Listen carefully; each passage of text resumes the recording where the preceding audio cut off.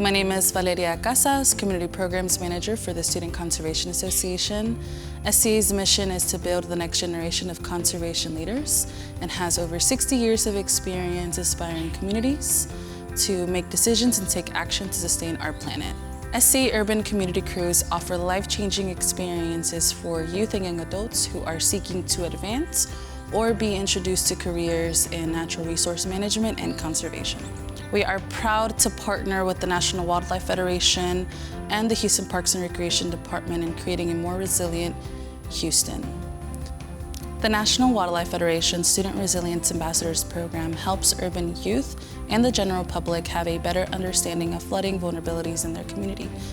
We have teamed up to engage Houston students in a community action day in a local bayou, specifically Sims Bayou, to experience firsthand the importance bayous play in contributing to a healthy watershed and cleaner water for all. My name is Kelly Andrasic. I'm the Natural Resources Manager with the Houston Parks and Recreation Department.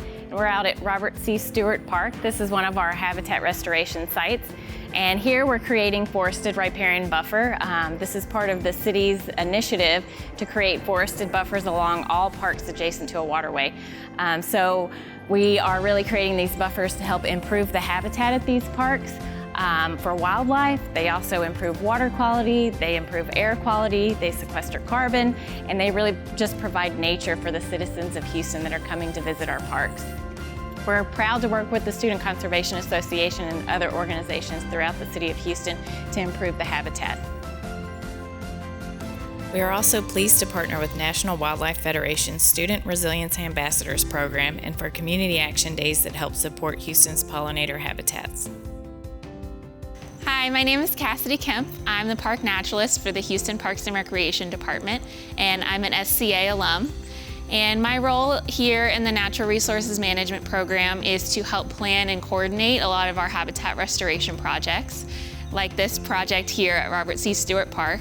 And I use a lot of my experience that I got as an SCA intern at the very beginning of my career to help me now, such as habitat restoration techniques, native plant identification, and invasive species removal.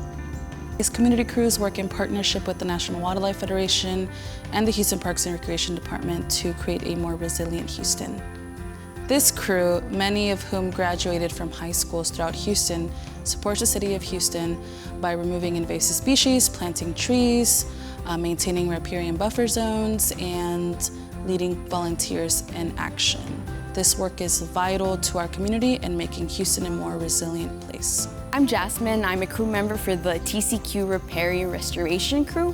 I'm involved with the SCA because I'm a really big fan of their active environmental work. It's very hands-on, which you don't get the chance to do that in a lot of places.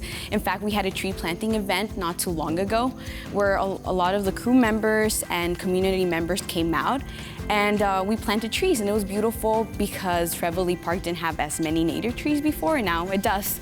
I'm Kirsten Smurl. I am an SCA crew leader here, and I'm going to teach you how to plant a tree.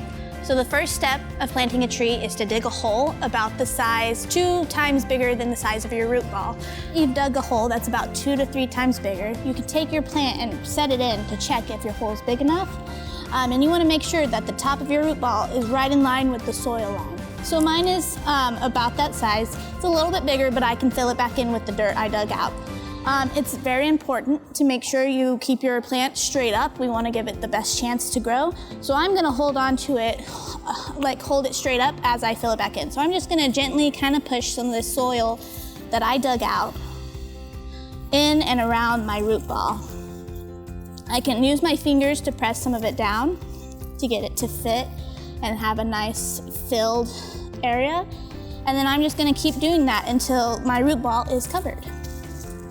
So I just keep scraping it, kind of get it in here. If you got any big chunks, try to break those up. You want it nice loose soil for the plant. That way water will filter down to the roots. And then let's see if I got in there. And you want to try and get all the soil that you digged out back into the hole. So let's see. Okay. And just like that, I kind of pat it down to make sure it's nice and compact in there. But now I've planted a tree. Because of the watering for these trees, there's an adaptive watering schedule that is followed. From November to February, it's the wet season here in Houston, so our trees don't get watered at all, because we're trying to make sure the water that is in the soil around the root ball gets evaporated up, and we don't want to drown our plant. From about April to late summer, the plants, if they start to show any signs of stress, will get watered.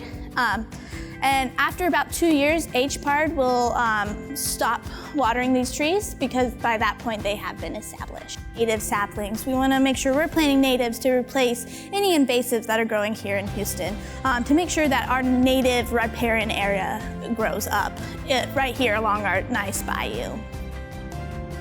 Thank you for joining us and happy planting.